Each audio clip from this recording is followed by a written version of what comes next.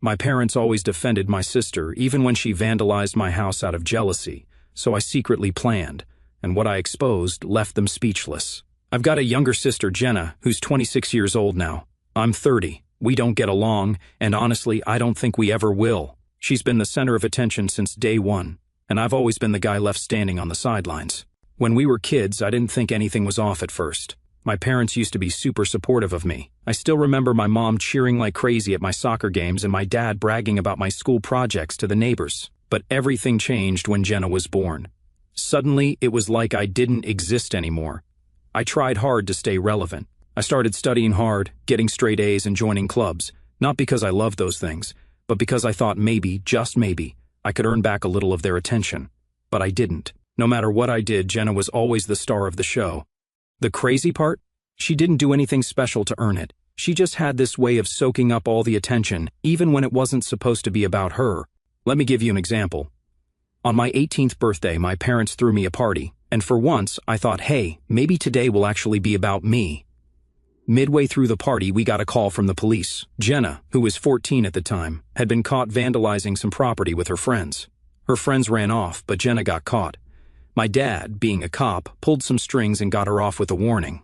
By the time they brought her home, the party vibe was completely gone. I just sat there, cutting my cake by myself, while my parents lectured Jenna in the kitchen. And that wasn't even the worst of it. There was a final straw that changed everything. When I was 21, I had just landed my first real job, and I was so excited. I came home ready to celebrate with my family, but Jenna had other plans. She showed up with her high school boyfriend and announced that they were engaged, despite the fact that she was only 17. Just like that, my celebration turned into an engagement party. I was absolutely pissed, but when I tried to talk to my parents about how unfair it was, they dismissed me.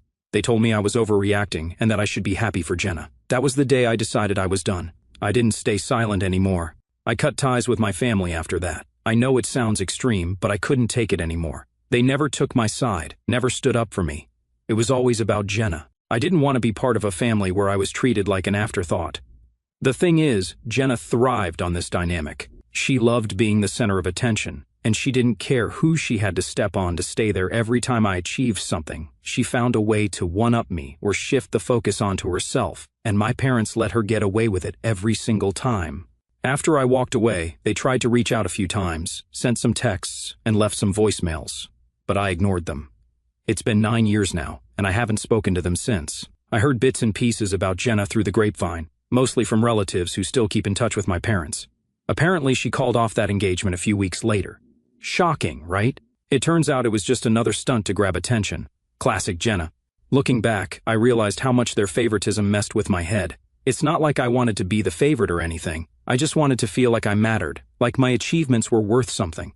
But no matter what I did, Jenna always managed to overshadow me, and my parents encouraged it, whether they realized it or not. The thing about Jenna is that she's not just selfish, she's manipulative. She knows exactly how to play people, how to get them on her side. My parents were her biggest enablers. Every time she screwed up, they were right there to clean up her mess. Meanwhile, I was left to fend for myself. It wasn't easy walking away from my family, but it was necessary. I needed to put some distance between us to focus on myself for once. I started fresh. I got serious about my career, saved every penny I could, and poured my energy into building a life I could be proud of. My first goal was moving out of the apartment I'd been stuck in since college. It wasn't bad, but I wanted something that felt more like mine. 2 years ago, I finally made that happen. I bought a house, not just any house, a place that screamed, "This is what I've worked for." It had everything I wanted: space, privacy, and a fresh start. Moving into that house felt like crossing a finish line. I'd made it. But I wasn't naive enough to think I could let my guard down completely. Family has a way of creeping back in, whether you want them to or not. So I made it clear to everyone, extended relatives, old family friends, you name it, that my new address was off limits. I didn't want my parents or Jenna showing up unannounced. I wasn't about to let them ruin this new chapter of my life. Meanwhile, life for Jenna wasn't going so great. I didn't have direct contact with her, obviously, but people talk. From what I heard, her big business venture a few years ago was a complete disaster. She tried to start some kind of event planning company, which, honestly, is laughable considering how disorganized she is. It didn't take long for the whole thing to go under, leaving her drowning in debt. And, of course, Mom and Dad were there to bail her out, just like always. Jenna's failures didn't stop there. I'd heard whispers about her borrowing money from friends and even getting tangled up in some shady dealings.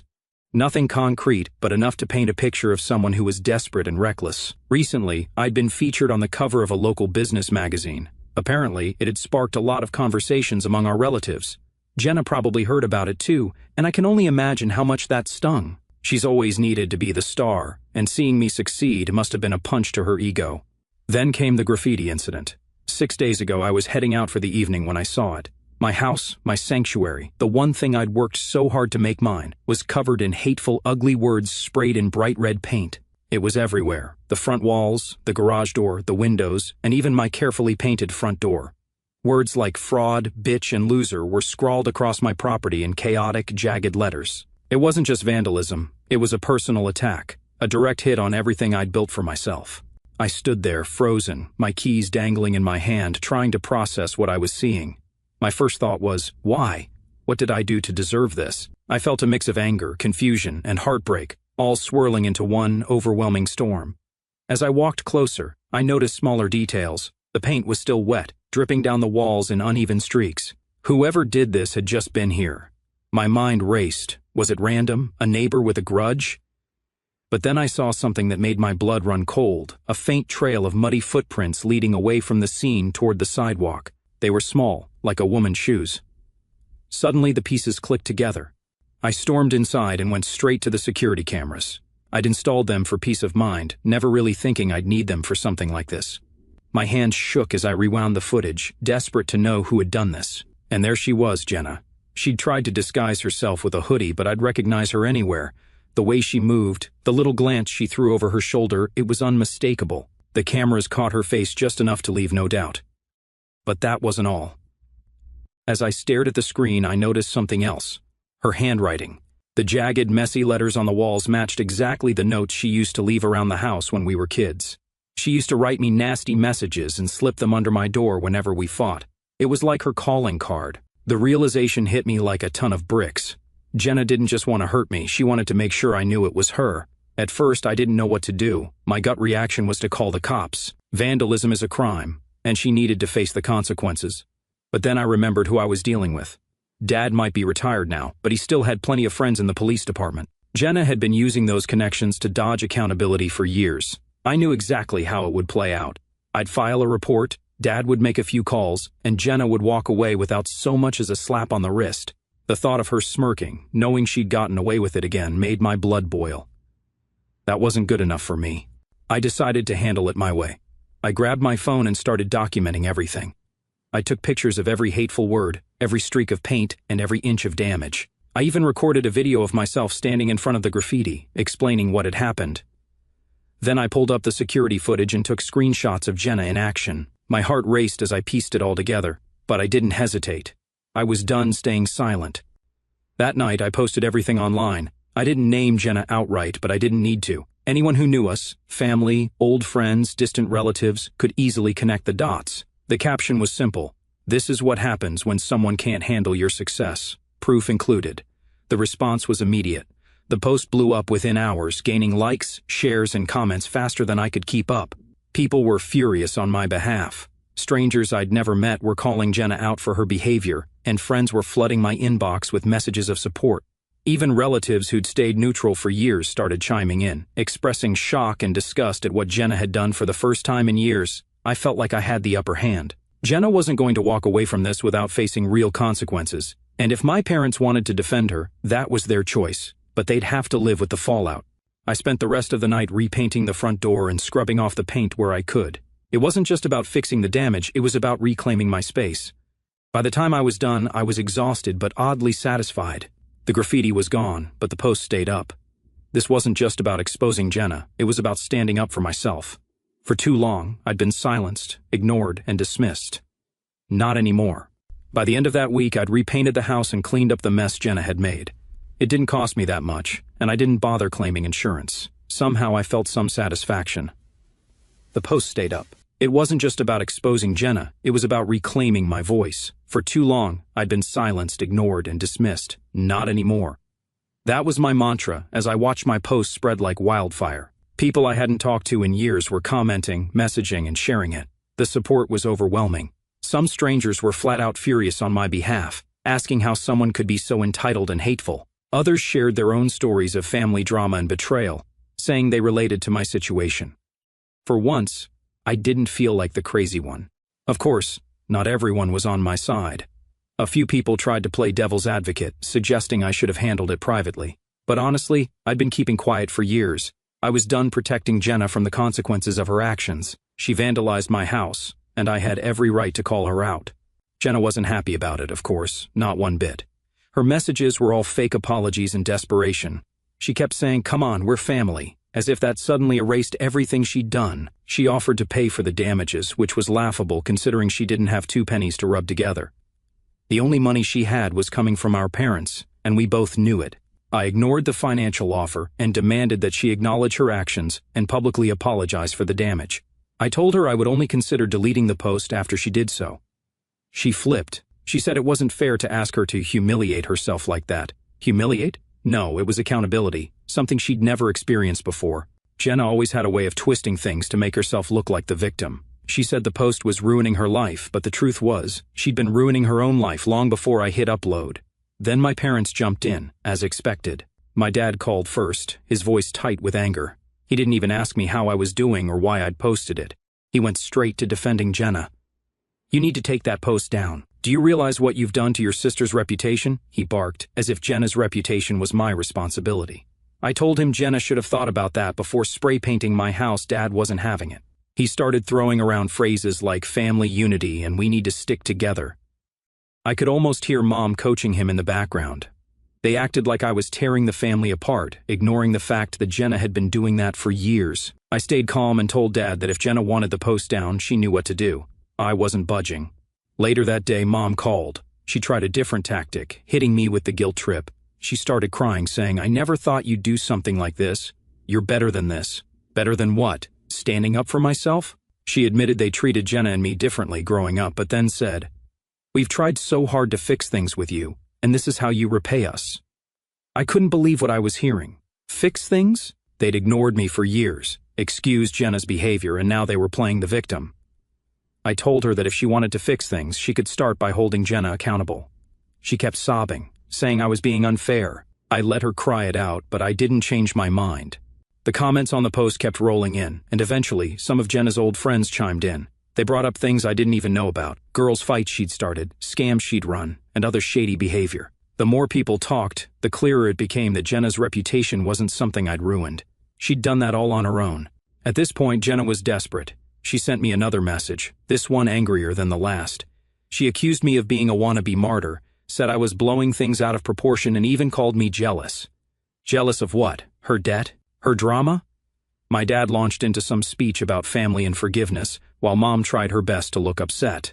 A lawyer they brought handed me some papers, saying the post was defamatory and needed to come down. I skimmed the documents, handed them back, and said, "If you want to sue me, go ahead, but good luck explaining why Jenna was caught on camera vandalizing my property."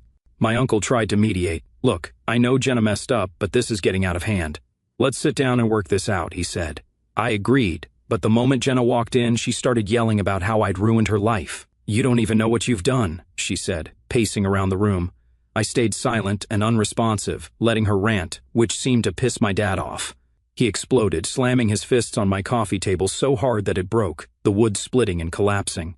The room went silent as everyone stared at the damage. Dad glared at me and shouted, "Are you just going to sit there and do nothing? This is your family, and you're tearing it apart."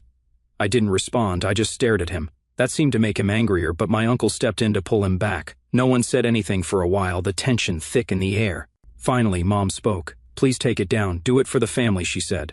"No," I replied. "Jenna made her choices, and now she's dealing with the consequences. I'm not fixing this for her." Dad stormed out without another word. Jenna followed, slamming the door. Mom hesitated, looked at me, then left too.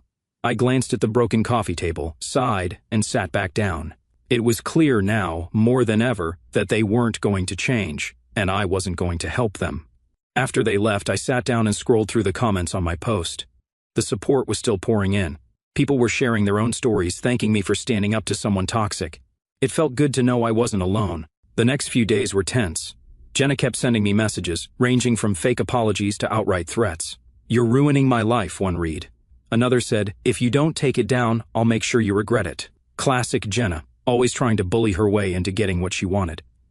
I didn't respond. Engaging with her felt like pouring gasoline on a fire. Then things escalated. My uncle called and tried to play mediator again. "Listen," he said, his tone way too calm for my liking. "Jenna's struggling right now. You have no idea what this post is doing to her." "Struggling?" I shot back. "She vandalized my house, and you're worried about her feelings? Maybe she should have thought about that before grabbing a spray can." My uncle sighed, clearly frustrated. "It's not just about her, you know. Your dad's reputation is on the line too. People are starting to talk." That part got my attention. I hadn't even thought about how this might blow back on my dad. He'd spent years covering for Jenna, and now it was catching up to him. But instead of feeling bad, I felt vindicated. For once, their perfect little facade was cracking. The next day, Jenna showed up at my house, pounding on the door hard enough to wake the neighbors. I opened it, and before she could push her way in, I stepped in front of her, blocking her path. "What do you want, Jenna?" I asked, keeping my tone firm. "We need to talk," she said, trying to sidestep me. "You're not coming in." "Say whatever you have to say right here," I replied, standing my ground. She looked annoyed but didn't argue. "Fine. That post, you need to take it down now." I crossed my arms. Not happening. Her frustration was written all over her. She glanced behind me as if weighing her chances of barging past. "You've ruined everything. My life, my reputation. Do you even care? Did you care about my house when you vandalized it? Did you care about my life or reputation then?" I asked, holding her gaze. She threw her hands in the air. "This isn't fair. You don't know what I've been through." I took a step forward, closing the gap. "You're right, I don't. But that's not my problem, Jenna. You made your choices, and now you're dealing with the consequences." Her eyes darted to the side, looking for something to latch onto. I saw her glance at a flower pot on my porch, her hand twitching like she might grab it. Before she could, I stepped in front of it. "Don't even think about it." She let out a sharp breath, then took a step back, clearly frustrated. "You think you're so much better than me, don't you? Sitting here in your perfect little house, acting like your life is so great." "I don't think I'm better than anyone, Jenna," I said. "But I'm not the one who showed up at your house and started causing problems. You don't get to make a mess and then blame me for the cleanup." Her mouth opened, then closed, like she wanted to argue but couldn't find the words. Finally, she turned toward the driveway. "You'll regret this," she said over her shoulder before slamming the gate shut behind her. I stood there for a moment, watching her storm off. I wasn't angry, not anymore. I just felt tired. Jenna had spent years trying to pull me into her chaos, but this time I wasn't letting her. If she wanted to fix her life, that was on her. My job was to protect mine. Later that night, I got a call from my uncle. He sounded panicked. "Jenna's talking about legal action," he said. "She thinks if she sues you, you'll cave." "Let her try," I said. "She's got no case." "That's what I told her, but she's not listening," my uncle replied. "She's out of control, and your parents aren't helping. They're still trying to protect her." I sighed, feeling the weight of it all. That's their problem, not mine. I'm done cleaning up their messes. The showdown wasn't just between Jenna and me. It was me versus my entire family dynamic. I'd been the scapegoat for years, the one who was supposed to quietly accept being ignored and mistreated. But now I had a voice, and I wasn't about to give it up. The next few days were quiet, almost too quiet. Jenna stopped messaging me, and my parents didn't show up again. I figured they were regrouping, trying to come up with a new plan. But I didn't care. Since unexpected scandals started revealing themselves a few days after my uncle's call, my hunch was confirmed. My post had gained even more traction, and the comments were relentless. People were sharing it, dissecting the security footage, and even digging up more dirt on Jenna. It was like the internet had decided to be my personal investigator. Some of the stories coming to light were shocking, even to me. Apparently, Jenna had been involved in more than just vandalism. People were coming forward with tales of unpaid debts, shady business deals, and even accusations of drug dealing. Someone shared a screenshot of a group chat where Jenna had been bragging about getting away with things because of Dad's connections. That screenshot went viral, and suddenly, the story wasn't just about me. It was about a corrupt system that protected people like Jenna. The fallout hit my parents hard. Dad's reputation, which he'd built over decades as a respected officer, was crumbling. His name was being dragged into every comment thread, with people accusing him of covering up Jenna's messes for years. And honestly, they weren't wrong. Dad had enabled Jenna his entire life, bending the rules to shield her from consequences. Now it was all catching up to him. Mom wasn't handling it well either. She'd always been the emotional one, but this was different. I heard through a relative that she'd started seeing a therapist, which frankly was long overdue. Jenna, predictably, was in full meltdown mode. The last I heard, she was staying with a friend, trying to lay low. She deleted all her social media accounts, probably to avoid the barrage of messages calling her out. But it was too late. The damage was done, and everyone knew what kind of person she really was. Then the legal consequences started piling up. Someone had anonymously reported Jenna's vandalism to the police, and since the footage was already public, there wasn't much Dad could do to intervene.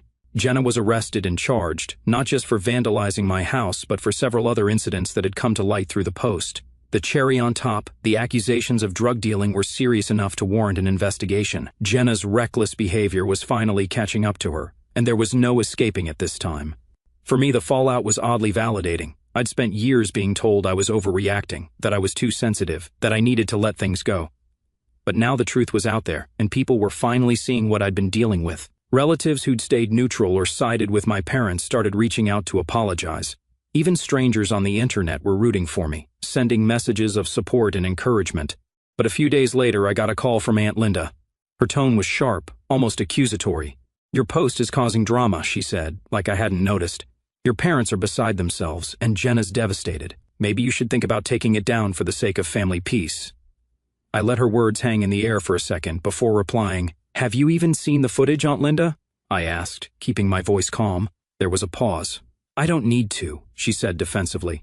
"This is a private matter. Airing dirty laundry online only makes things worse for everyone." I couldn't believe what I was hearing. Even with all the evidence, some people still wanted to protect Jenna.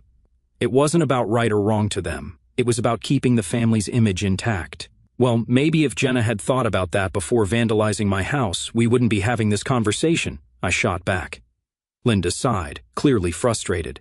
"You're not helping, you know. Your parents are under so much stress and this isn't going to fix anything. And coddling Jenna will?" I asked, my patience wearing thin. "I'm not taking the post down, Linda. If you're more worried about appearances than what Jenna actually did, that's on you. But don't expect me to play along." She muttered something under her breath and hung up, leaving me shaking my head. It was wild to me that even after seeing the proof, some people still thought I was the problem. Despite how others saw it, the real problem was that my parents still couldn't see the bigger picture. They kept blaming me for everything, insisting that if I'd just taken the post down, none of this would have happened. It was maddening. Jenna had made her own bed, and yet somehow I was the villain for refusing to clean up her mess. Since they chose their side, they had to deal with the consequences. The other night, I got a text from my uncle. "Your dad lost his job today." I stared at the screen, unsure how to feel.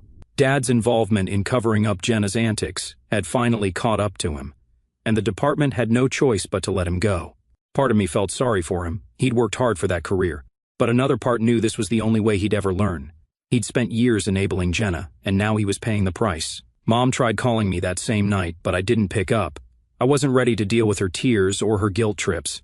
Instead, I sat on my couch, scrolling through the latest comments on the post. People were still sharing their own stories of dealing with toxic family members, and it was comforting to know I wasn't alone. For so long, I'd felt like the odd one out, like I was the problem. But now I realized I wasn't. I was just the only one brave enough to stand up to Jenna and my parents. The next day, I got another message, this time from one of Jenna's old friends. They thanked me for exposing Jenna, saying they'd been taken advantage of by her for years. "It's about time someone called her out," the message read. That hit me hard. Jenna hadn't just hurt me, she'd hurt so many people, and my post had given them the courage to speak up. Eventually, Jenna's case went to court. She pleaded not guilty, of course, but the evidence was overwhelming.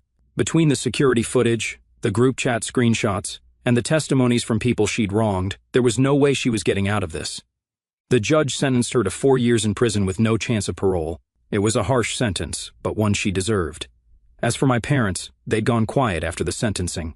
I imagine they were embarrassed, maybe even angry, but there was no more denying the truth. Their golden child had turned into a disaster of their own making. Dad's career was over, Mom's emotional state was fragile at best, and their once perfect family image was shattered. It wasn't the outcome I'd hoped for when I first posted the footage, but I can't say I was surprised. Enabling someone like Jenna always comes with consequences. Meanwhile, I threw myself into my work. My business was thriving, and I wasn't about to let family drama derail that. But as much as I wanted to leave everything in the past, there were reminders I couldn't ignore. Relatives who'd stayed quiet during the height of the drama started reaching out, offering support and sharing their own grievances about Jenna and my parents. Some apologized for not speaking up sooner, while others just wanted to vent. It was validating but also exhausting. Everyone seemed to have a story about how Jenna had wronged them or how my parents had let it happen. One day I got a letter in the mail from Mom. It was long and handwritten, full of apologies for how things had turned out, for how she and Dad had treated me, and for not stepping in when Jenna's behavior got out of hand. But even as I read her words, I couldn't shake the feeling that something was missing. She didn't take responsibility for enabling Jenna. She didn't acknowledge the years of neglect I'd endured. It felt like a surface-level apology, one designed to ease her guilt rather than truly make amends. Jenna, on the other hand, had stayed completely silent. I hadn't heard a word from her since her sentencing, and I didn't expect to. Whatever relationship we might have had was long gone, and I was okay with that. Jenna had made her choices, and now she was living with the consequences. I didn't owe her anything, not my forgiveness, not my understanding, and certainly not my time. As the months turned into a year, I focused on building a life that felt true to me.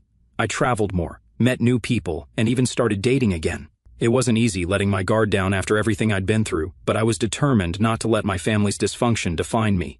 I deserved better, and for the first time in my life, I was giving that to myself. Looking back, it's hard to believe how much has changed. The person I was before all of this, the one who stayed quiet, who let Jenna and my parents walk all over her, feels like a stranger. I'm not that person anymore, and I'm proud of the growth I've achieved. It wasn't easy, and there were days when it felt like the weight of it all might crush me, but I made it through, and I came out stronger on the other side. And I think moving on doesn't mean forgetting. It means learning from the past, taking those lessons, and using them to build a better future. That's what I'm doing now. Jenna, my parents, and the chaos they brought into my life are just chapters in my story. Important ones, sure, but not the whole book. The best part? I'm finally in control of my own story, and for the first time, I'm genuinely excited about where it's headed.